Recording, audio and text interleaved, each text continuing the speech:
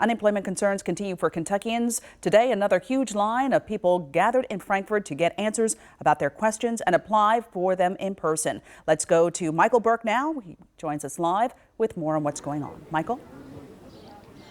Hi, Dia. We're getting versions of basically the same story, just from different people. They've been lined up since well before sunrise this morning, and most of them have not seen a dime. This was the scene earlier today, and it doesn't look much different than it does now outside the Family Health and Services building here in Frankfort.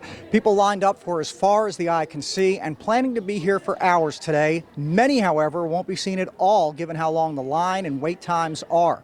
Most impressive thing, probably, that everyone is maintaining their cool. No one being too boisterous and voicing their frustrations. But really, don't mistake the calm for a lack of frustration, because for some who haven't seen a check in 90 days, their breaking point was reached a while ago. At first, when it first happened, we was getting callbacks. In April and May, we wasn't getting no callbacks.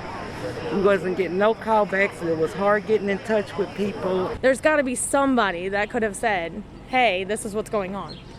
And it's ridiculous. I mean, after 90 days, you can't tell me that somebody can't help me.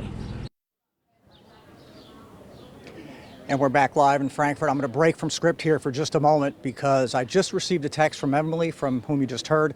Some good news. She got through the line, she's left, and she will be receiving a check within the next week. So that is good news for Emily. Apparently there was a problem with some workers' comp issue from last year. Apparently her wages weren't enough to qualify for unemployment insurance, but they rectified that situation. And again, Emily has good news. She will be receiving a check next week. Not supposed to root for anything, but we're certainly hoping for good news for everyone who's waiting here today. Let's send it over to Angie Bevan now, who's also on the scene here in Frankfort.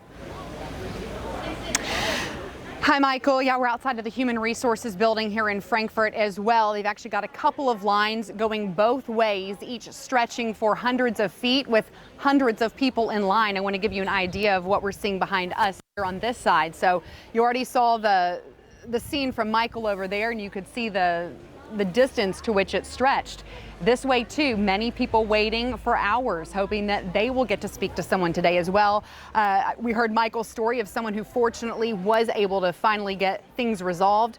Somebody just walked out of the building on this side, and they walked out to cheering family members who were happy that they were finally able to speak to someone, get in front of someone, and get the issues resolved. So we intend to be today. We're going to talk to people who are in line, get some of their stories, and talk to them just about what they've had to go through over these last couple of months. Of course, the unemployment across Kentucky being a byproduct of all of the closures and the shutdowns because of the pandemic. So we will continue to follow up with people here.